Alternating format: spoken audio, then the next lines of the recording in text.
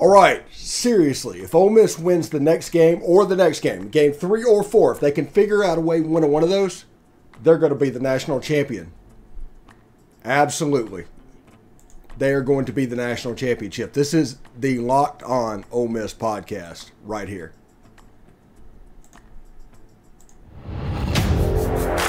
You are Locked On Ole Miss, your daily podcast on the Ole Miss Rebels. Part of the Locked On Podcast Network, your team every day.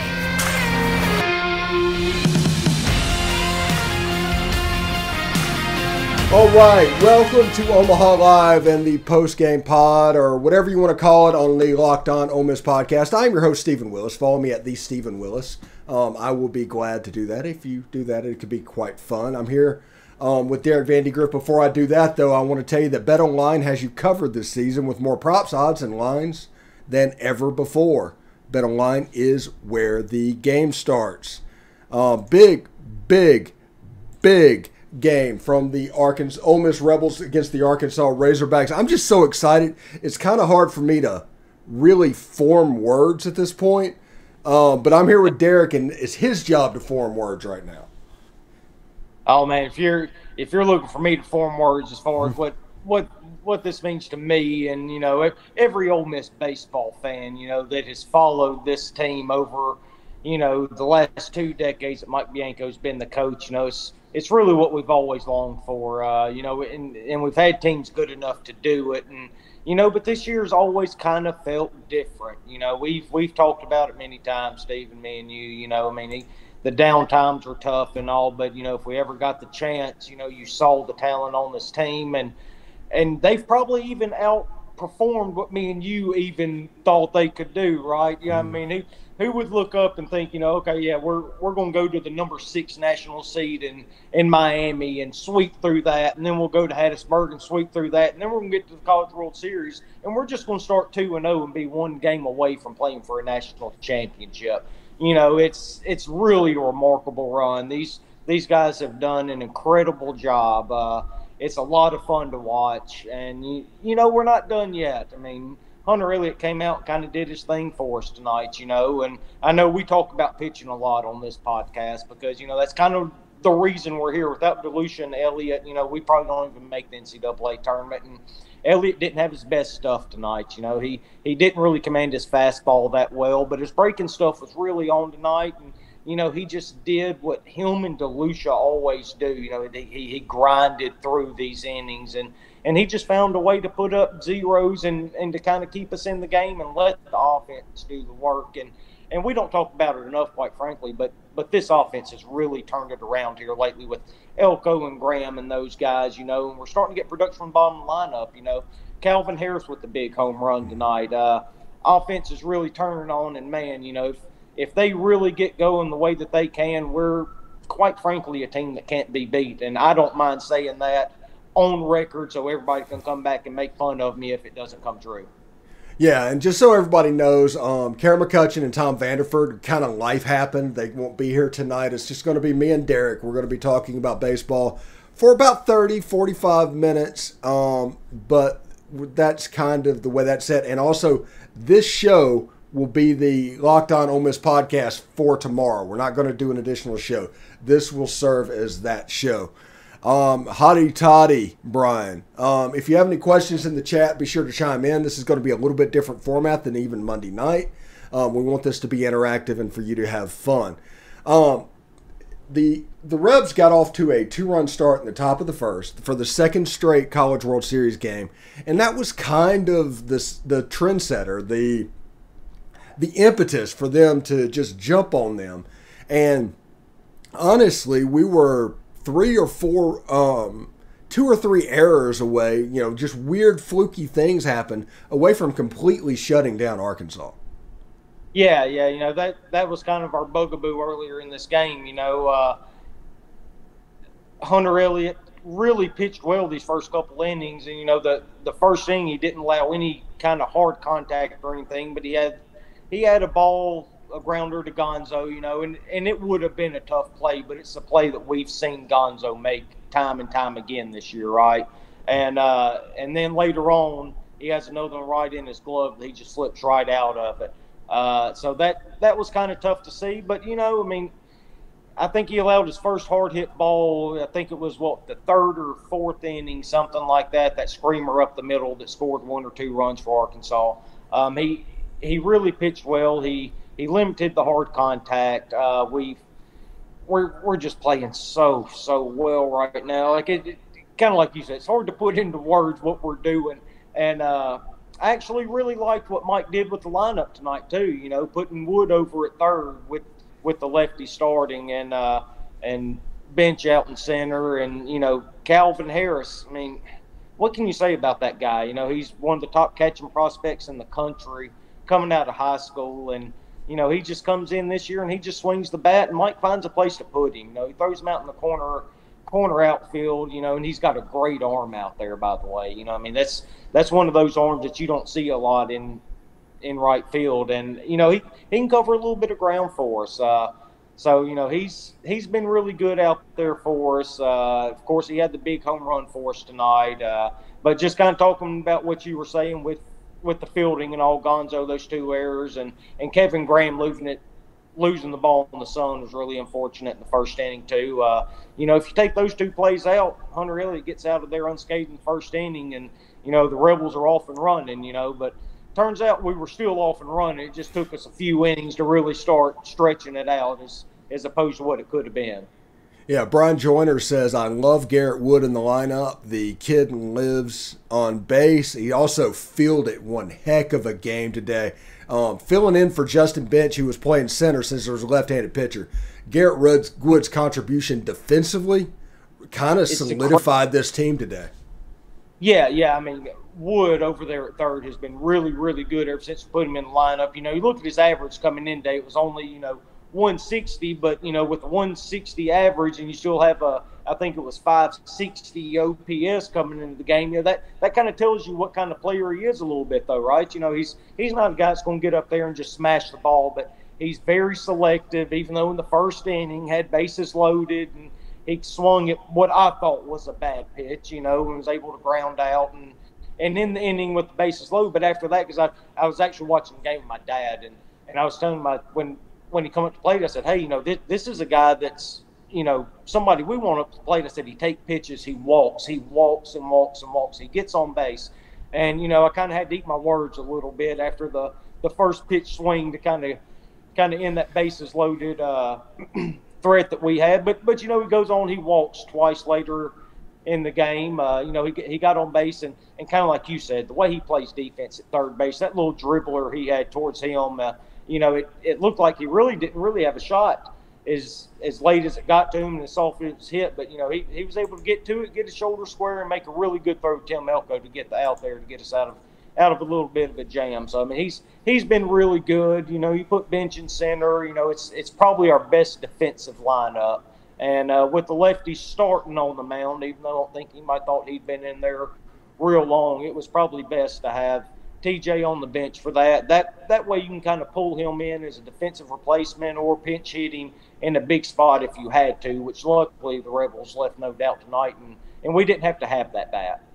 Yeah, and believe it or not, I actually feel sorry for Zach Morris, you know, Mr. You know, timeout, you know, Zach Morris. But that is his College World Series memory. You know, he had to go through that. And he'll, for the rest of his life, think about that Omaha thing. So I actually felt bad for him, and he was almost in tears walking off the field. But as far as Arkansas fans go, I am extremely happy to win this game because they did so much talking today. Yeah. Well, I mean, that's just kind of what Arkansas does whenever they meet up with us, right? I mean, it's always that kind of back and forth with us too, and. But yeah, kind of like what you were saying with Zach Morris, though, I kind of felt that pain for him too, and he was sitting in the dugout when they had switched the camera to him after they had pulled him and all, and you know, it does kind of suck that is going to be his memory, but you know, he can take solace in knowing that he's not going to be the only pitcher in this College World Series that's going to have that memory, because the Rebels are going to do that to quite a few pitchers the rest of the way. Yeah, and we're going to take a short break, but we're going to get with how it going. Which team would we rather play next. We'll talk about that in just a second. But first, I want to tell you about BetOnline.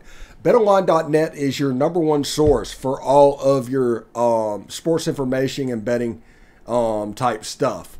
Now, sorry, just a second. Find all the latest sports developments, league reviews, and news, including this year's NHL playoffs and Major League Baseball. BetOnline is your number one continued source for all of your sporting wagering information, including live betting, esports, and scores. And BetOnline.net remains the best spot for all of your sports scores, podcast, and news this season. BetOnline.net is the fastest and easiest way to check in on all of your favorite sports and events, including MMA, boxing, and golf. Head to the website today or use your mobile device to learn more about the trends in action. Ole Miss is a 21.5-point favorite over Troy, and their regular season win total is projected at 7.5. If you agree with that, disagree with it, think it's high, think it's low, BetOnline.net is the place where you can kind of put your money where your mouth is. Anyway, BetOnline, where the game starts.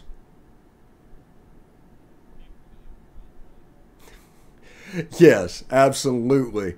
So, how's it going? Asks, who would you rather play, Auburn or Arkansas next? And I think, honestly, Arkansas, even though Arkansas can hit their way through, they showed tonight that they were out of pitching. And, yeah. And the way they worked. And this team has feasted on horrible pitching all year. Yeah. I mean, that's kind of the thing with both of them right now. You know, they're both kind of out of pitch, and you saw Auburn run through 4 guys tonight, and they ended up throwing Balkhalter. I think he was at 40 something, maybe 50 pitches. You know, I'm not even sure if he's going to be available tomorrow, and if he is, he's probably not going to be as effective as he normally is. And he's an incredible pitcher. I mean, that's one of the best bullpen arms in this entire tournament. I mean, he is unbelievable. But yeah, kind of like you say, with Arkansas being out of pitching, you know, you kind of saw it tonight, and you kind of saw Van Horn wave the white flag a little bit, right? Like in, what was it, about the 6th inning, something like that, when we started putting up some crooked numbers and think we'd gotten up by 7 at that point. You know, he kind of let that guy that was just sitting there humming at 98, 99, but couldn't find the strike zone, and whenever he did, it got hit hard. And, you know, he just kind of left him in there because he knew he had to have arms for the next 3 days. Like, he saw the writing on the wall. He knew they weren't going to come back and win it. And then he started going deep into his bullpen after that. I think the guy after that had thrown 14 innings all year when they brought him midweek in. Guys. Yeah, that's it. Now, but if you're asking me, I think I would rather play Auburn, simply because they're going through this loser's bracket a little bit longer than Arkansas is. I don't think they have the pitching depth that Arkansas does. Arkansas doesn't have your traditional starters, right? Like they've got Connor Noland, who's incredible, you know, but after that, they don't really have set rotation pieces after that. I think Ole Miss would get Connor Noland if they won this game against Auburn. I think Noland is going to be the starter for the quote regional final or whatever. 100%. You know, he threw 79 pitches last game, you know, against Stanford, and that's one reason I really don't want to see Arkansas again, because we'd have to match up with him. And with Auburn, just kind of run through their bullpen, and with Balkhalter throwing as many pitches as he did tonight, and their offense just really isn't that good. You know, if you get past Teixeira, like that's just kind of the thing with them, right? You know, we were able to utilize him, and nobody outside of him was able to do absolutely anything, which he wasn't either. But that's kind of the one guy you're worried about whenever you face Auburn. You know, he's kind of the one that gets that offense going, and you know, we were able to neutralize him. Nobody else was able to get on base and was able to generate anything. So I think I would rather play Auburn just for the fact that they don't have that ace like Noland that can come back and pitch against you. And quite frankly, for Ole Miss, you know, I mean, we've talked about it all year as far as the path that they have, and it's always been a skinny path, and we haven't, you know, we haven't deterred from it since. You know, we hadn't gotten off that path. It's DeLucia and Elliott, and after that, you just kind of figure out for one more game. And that's kind of what we need to do. You know, we need to end this thing coming up Wednesday. You know, we don't need to get to that Thursday game to where you're contemplating throwing DeLucia again, right? And with a possible national championship series on the horizon starting on Saturday, because then you burn him. You want to be able to end this thing Wednesday night. Go out and throw Jack Washburn, John Gaddis, Mallets is available. I mean, we have all these arms. Doherty still hasn't pitched yet. So I think that's what you'll see us do coming Wednesday against whoever it is, Auburn or Arkansas.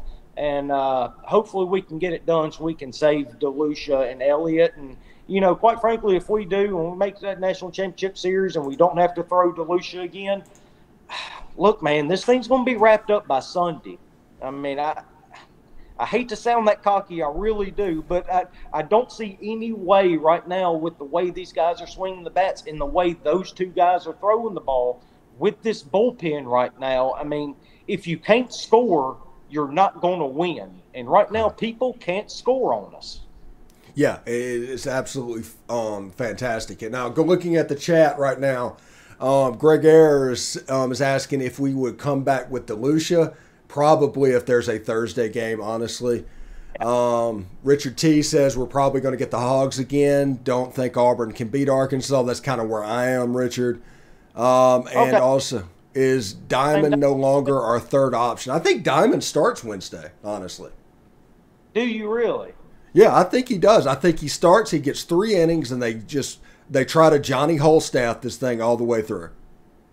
Yeah, see, that's kind of where I'm at with Diamond, though. Like, I would love to start him if I knew that he would only go 3 innings. And look, man, you've been with me this entire baseball season. You know I'm the big Yanko supporter that this world has ever seen. But for whatever reason, he hasn't shown me anything to make me believe that he can get away from Diamond. Like, I think he wants him to be a 5 and 6 inning guy so bad. And he's just not that guy.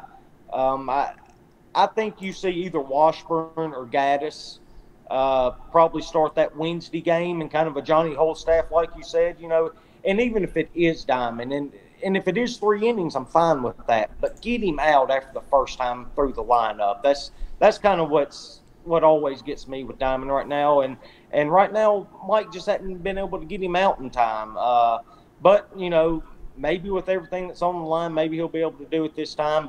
But still, even with Diamond, Gaddis, Washburn, Doherty, Mallets, all those guys, I mean, we have so many arms, way more than we need to be able to win one game. And whoever he starts, as long as it's played right, and if it is Diamond, then just get him out after the 3rd inning and let's just be done with this thing.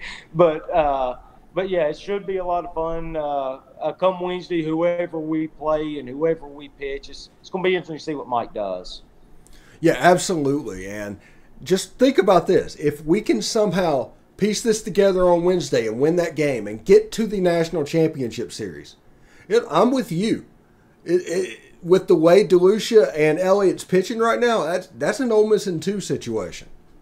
Yeah, it really is. And quite frankly, how rested our bullpen is still, even with us sitting here talking about if we go with the bullpen game, I mean, we've got so many arms down there that are quality arms that can get so many innings for us.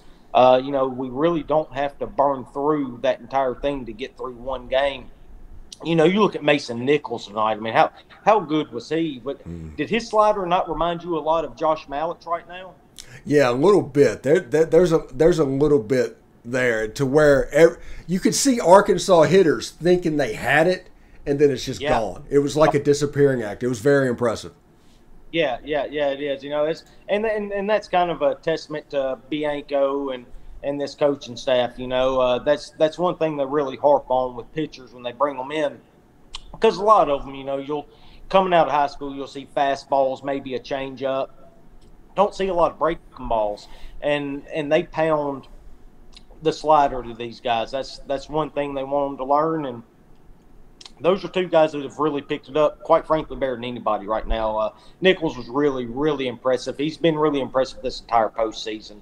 That slider, if he can keep throwing it like that, and he's got a good fastball, 93, 94, something like that.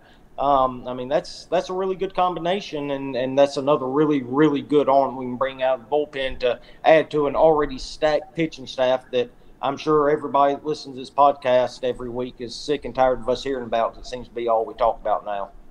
Yeah, absolutely. I'm thinking we're going to talk about how we would handle Wednesday pitching wise and what's going on after the break. We're going to pause for a couple of seconds so I can put in ad locators for our audio version of our podcast. But then we will come back and we will absolutely talk about this. Stick around.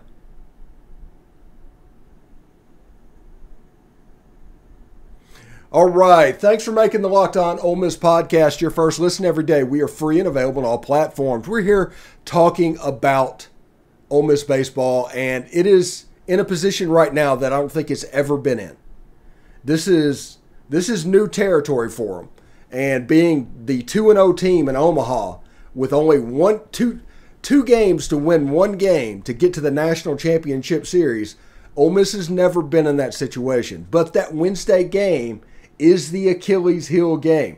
Ole Miss has been chalk all the way through. The only time they had to use their third starter was the regional final in Miami, and they put up 22 runs that night. Then they did 1 and 2 in Southern Miss, and now they've done 1 and 2 in Omaha. So again, we are calling on that third starter. Now, my opinion is that they should start Derek Diamond, give him 3 innings, let him try and go through that order one time, maybe 2 at most. Not go through the order 2 times, but if you face 12 batters, that's what I'm talking about.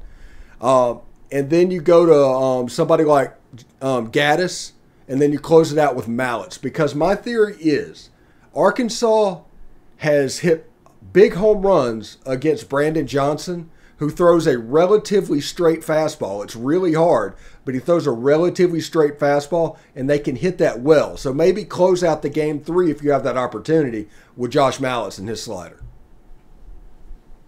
Yeah. I mean, you're 100% dead on that. You know, if it is Arkansas, which quite frankly, even if it is Auburn, we saw how much trouble they had with Josh Mallets and that slider, and you know, there's no shame in that. Everybody's had so much trouble with that slider with Josh Mallets. You know, it's been one of the best pitchers in baseball this year. He's absolutely been incredible. And look, I'm fine with Derek Diamond starting, you know, as long as we get him out of the game when he needs to get out of the game. You know, it's one thing that we just haven't been able to do this year. I would really, really like to see what Jack Washburn has for us. You know, that's kind of one reason we brought him in this year, you know, as a grad transfer from Oregon State, you know, to pitch these kind of games for us, you know, a game 3 in a regional, super regional in Omaha, you know, something like that, you know, and, you know, we hadn't seen him on the mound in probably a month now, something like that. I mean, it's been a while since we've seen, but, you know, since he was really going well before he hurt his hamstring there in South Carolina. And when he finally worked his way back, you know, he come out of the bullpen. He's pitched pretty well for us then. So, you know, he's an option. Gaddis is an option. You know, we went over it in the previous segment about how many bullpen arms we have. You know, I can sit here and go for 10 minutes on bullpen arms that we have available right now. You know, I think I would personally start Washburn. I would like to see him get that chance. But either way, it's kind of like you laid out, though. You know, it doesn't matter who you start. They're not going to have a long leash. You're not sending them out there expecting them to get you 5 and 6 innings, you know, because you have all of these bullpen arms available. It hasn't pitched yet, you know. So go out there, go through the inning or the lineup once, twice, you know, and then you've got your Mallets and Washburn if he doesn't start, Gaddis, Mason Nichols, you know, just a ton of arms out there that we can close this game out with. And you know, whoever it is we end up facing, they're going to be out of pitch. Quite frankly, I think we're just going to end up overwhelming them from an offensive standpoint, kind of like we did Arizona in that Coral Gables regional there for that final.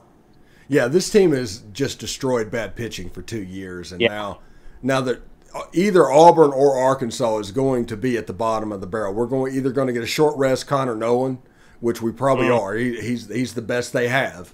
We'll have to see how it goes because Tim Elko and Calvin Harris both hit balls today that probably haven't landed yet.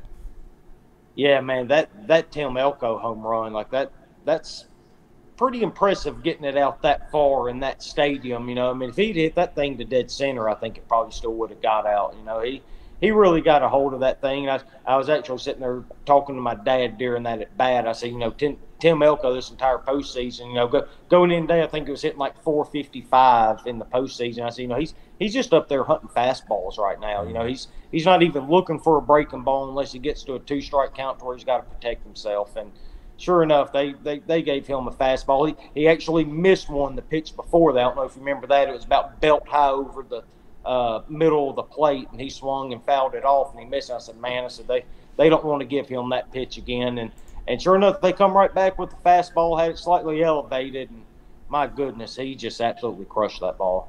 Yeah, it was phenomenal. Also, Justin Bench tonight was 4 for 6. Yeah. Him and Calvin Harris was kind of like they were the gold standards of this offense. If we look over at the chat window, Mike H says, for me, Calvin Harris is the player of the game. It seemed like every pitcher that came in for Arkansas had early success against our lineup, but then Harris found a way to expose them at the plate. Joey Freeman says, how close is Tim to matching the home run record, the career home run record? I think he's 4 away, right, Derek? Yeah. Well, 3 away now after that one tonight. 3 away. So it's something they can absolutely do.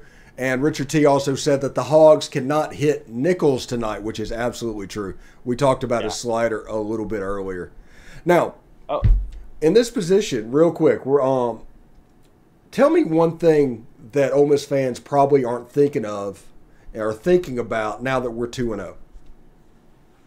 Something we are or aren't thinking about? Aren't thinking about. Something that's surprising. Probably the fact that we're 2-0 in the College World Series right now, right? I mean, that's kind of nuts to think about from where we were at, a couple months ago. But this team can really do it, though. I mean, I have all the faith in the world in them right now. They're playing so stinking good. I mean, it's unbelievable. Like even going into tonight, I was kind of thinking, I was like, all right, when's this going to run out? Because we've played so good over the last month or so, and with all the games we've played against Arkansas over the years. But at the same time, I kept thinking, they're out of pitching. They're kind of doing a bullpen game in Game 2 of the College World Series. That kind of shows you where they're at as a program right now. Again, I hate to sound too cocky, man, but I just don't see how anybody can beat us right now. Like that may be the one thing people aren't thinking about, because Ole Miss fans are in tune to thinking the worst, right? Like something's going to end up not going our way. And being up 2-0 in a College World Series right now, a lot of them are probably thinking, hey, don't get ahead of yourself.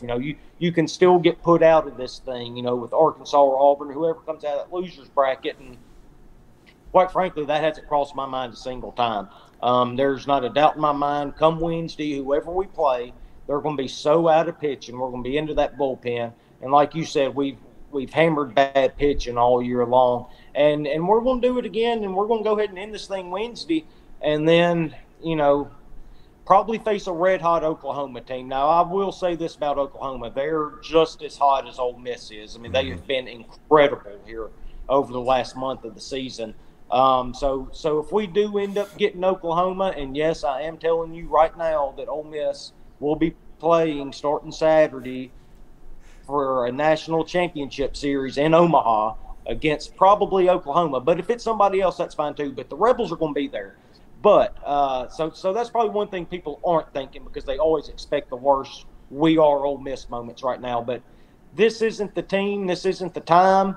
They're going to get this thing done Wednesday, and come Saturday, Omaha's going to be overtaken by Rebel fans. I'm going to be one of them. I plan on cutting out Thursday as soon as I get off work, and I'm going to make that 12-hour drive.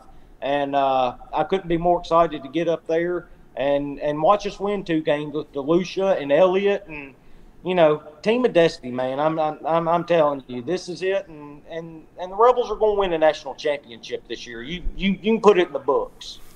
Yeah, okay. Once you get up to Charles Schwab and everything, we're going to need you on camera with the field behind, and we're going to have to do the whole thing. There ain't no doubt. You got it. Okay, so as soon as the post game ends, I will send the email like usual, and just find a place somewhere on the concourse that you can see the field, and we will absolutely go. And Ole Miss fans also need to realize that if this is going to go wrong, and I am a rosy, optimistic person at all times, it is this game 3. This is the game. Yeah. We've avoided this all the way through the regionals, all the way through. If our bats are alive, we'll be all right. But if it's going to go wrong, it will go wrong in game 3. Yeah, but I just don't think it is because, quite frankly, if it would ever go wrong, it would go wrong in game 2, even with Hunter Elliott up there. When I started seeing those errors, I started thinking, okay, well, this is the kind of stuff that always comes back and bites us, right? But it didn't. The guys tightened it up. They were able to get their outs. Hunter Elliott did an incredible job. And then Mason Nichols come in, slammed the door, and the offense was incredible all night long. I know we've talked about Elliott and Harris and those guys, Justin Bench, Kevin Graham getting us on the board, in the first inning. And those first 2 runs were really important, to kind of give us that confidence.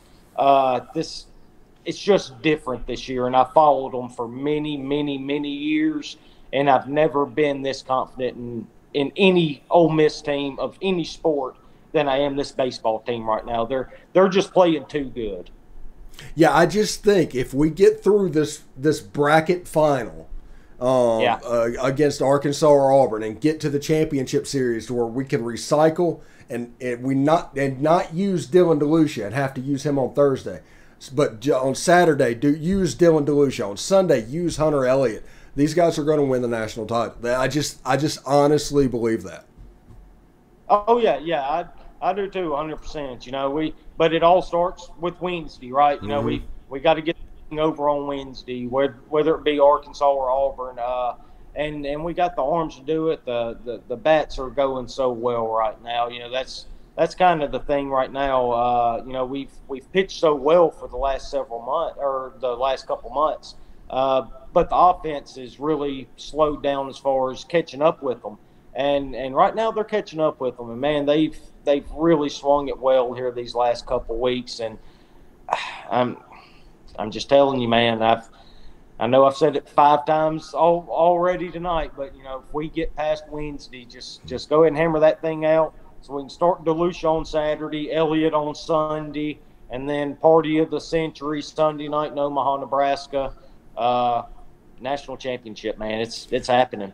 Yeah, that would be an impressive post-game live, Omaha Live, if we win that and get the national championship going. That will be an impressive post-game live. We'll have fun that night. I might break open a cold one for that one. Oh yeah, well you'll probably be quite a few behind by the time I join that live stream, but that'll be okay too, though, because I'll probably have me a fresh one by the time I actually join the stream. Yeah, we'll be out there on the streets of Omaha partying and celebrate national championship, and I'll be right here streaming it all on Omaha Live with y'all and sharing it with all of our viewers. Yeah, and all of our viewers that are wondering and super superstitious, just realize even before all of this happened, I had a day of fun scheduled at SeaWorld for Saturday. So I will be going to SeaWorld on Saturday, just like I have for the regional, just like I have for the Super Regional and the start of the College World Series. A park every opening day of each one. And, of course, I will do videos on Twitter, just like I have in the past. I love doing this Omaha Live thing. And, I just think this is really cool. Also, Tyler Jordan bought 900 Jell-O shots before the game. I think that's the Realtree guy. 900. It's getting to the point now, I am all for fun. But you have put Ole Miss and Arkansas and their weird rivalry and dynamic together, they have put Rocco's kids through college. They've paid for it in full. Rocco's retiring after this coming up weekend. I mean, he's done. He's shutting it down or giving it off to somebody. I mean, he's done after this weekend. Ole Miss and Arkansas have definitely lived up to anything that he could ever imagine that shot challenge could ever become. Yeah, Ole Miss and Arkansas, not combined, each has made Rocco over $16,000. That's incredible. That's 32 grand out of two teams. This just blows my mind. And just imagine if we actually make it to the national championship series when you actually get a flood of Ole Miss fans into that place. Oh, if that happens, there will be a record set for Jello shots that will never be touched. If Ole Miss make it to the Mississippi State owned it before last night, but Arkansas broke it like today. Oh, I didn't know. Yeah, Arkansas is like 100 above Ole Miss. But I think they're both over what was the record for the College World Series last year. Yeah, that thing's about to get destroyed here in the coming days, man. Yeah, it's absolutely weird. Also, let's talk about Charles Schwab Field for a second. Now, they put up a graphic during the game. I don't know if you saw this, but there have been somewhere around 150 homers hit in the College World Series since 2011. And like 5 to center field? And 5 to center field. That's nuts. That is crazy. Do you see where the center fielder is having to play, and he still has trouble getting to balls? How huge is that park? Yeah, it's incredible. I did see that when they popped up. I was kind of thinking the exact same thing because, they had the breakdown left, right, and center, and I was sitting there doing math because I saw the 5 in center, which you always see a smaller number, but you usually don't see it bookended by like 71 and 76, right? That's a big discrepancy. But that's kind of the way that ballpark plays. If you want to get it out, you need to hit it down the lines. You're always going to have trouble hitting it to dead center. And I've heard people talk about it. I don't know much about it, obviously. I don't know much about engineering and how ballparks are placed and all that. But they say the way that it's built, the wind blows in basically 90% of the time from center field. So that definitely has a lot to do with not being able to get the ball out to center field and all. But I saw that same graphic. It kind of blew my mind a little bit to see 71 and 76 bookended by 5 to center. That's just something you don't see a lot. Yeah, it's absolutely ridiculous. Before we get out of here, tell people how you expect Wednesday to go. Wednesday? Yes. Oh, okay. Well, in case y'all hadn't been listening so far today, Wednesday, what's going to happen is the Rebels are going to come out and we are going to absolutely crush whatever scrub pitcher Auburn or Arkansas throws out there against us. We're going to put up about 15, 16 runs, something like that. And then we're going to run through our bullpen with Gaddis and Diamond and Washburn and Mounts and all those guys. We're going to win that thing. And then a boatload of Rebel fans are piling up come Thursday morning, and they're hitting the road, and they're driving 12 hours to Omaha, Nebraska, and we're going to sit there and we're going to watch the Rebels sweep the national championship and have that sucker locked up by Sunday. Yeah, and people need to realize that if Ole Miss wins the game and gets the national championship series, that stadium is going to be 80% Ole Miss fans. Oh, 100%. Yeah, I mean, it's be absolutely nuts up there. I can't wait. Yeah, I'm looking forward to that. The other 2-0 team in the College World Series right now, the Oklahoma Sooners. Tomorrow's losers bracket game is Notre Dame and Texas A&M, I believe. Yeah, and that's right. Auburn and Arkansas, losers go home, and then you have a Final Four. So Ole Miss baseball has made the equivalent of the Final Four in baseball. It's actually quite impressive. Yeah, it's an incredible accomplishment. But I don't think Mike and these guys think of it that way. I think they had one goal in mind going into this year, and it was one that was kind of fading on them a little bit. But they stayed the path, and you got to give credit to those guys. They worked their tails off. They kept believing. The coaches kept coaching, and here we are right now, one win away from playing from a national championship. Just what an incredible job by Mike Bianco and that staff, and all the credit to those players hanging in there too. I mean, they're playing the best ball of the year right now, and I couldn't be happier for those guys. I I know I come on here and I'm overconfident and cocky and all that stuff, but that's kind of what they feed into me a little bit watching them play, because you see that out on the field with them. I mean, when you see them play, you can see in their face that they don't think they can lose right now. They go out there and they expect to win. And, this entire postseason, it's all they've ever done. They literally haven't lost. They just keep winning. And they're playing incredible baseball right now. And I can't wait for Wednesday. Go ahead and lock this sucker up and get to the weekend, and let's go see if the Rebels can win the national championship. Seriously. And it's amazing, by the way, before we get out of here, how much Hunter Elliott looks like Doug.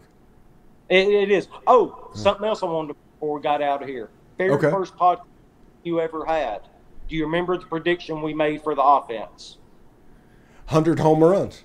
100 home runs. We did it yesterday, 2 days ago. Yeah. So we finally hit it. Yeah. That was the question going into this baseball season. Would this team have enough power to hit 100 home runs? And, heck, I think we're at 102 now or something like that. Yeah, it's either 101 or 102 now. Yeah, and I think that's a school record, by the way.